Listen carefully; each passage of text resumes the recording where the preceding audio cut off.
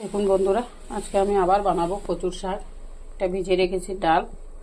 দেখুন এখানে কেটে নিয়েছি রসুন, এটা থেতো করা রসুন, এটা দেবো ওইটাতে, আর এটা দিয়ে সম্বাস দেবো, টমেটো, পেঁয়াজ, শুকনো লঙ্কা।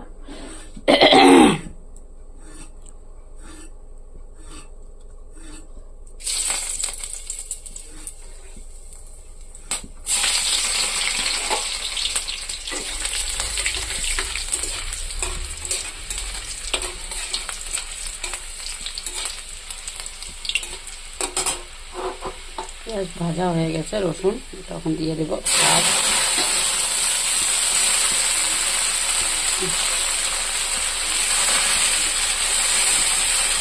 ওইদিন বানিয়েছিলাম, এটা ডাল দিয়ে পাতলা করে বানিয়েছিলাম, আজকে শুকনো করে বানাবো।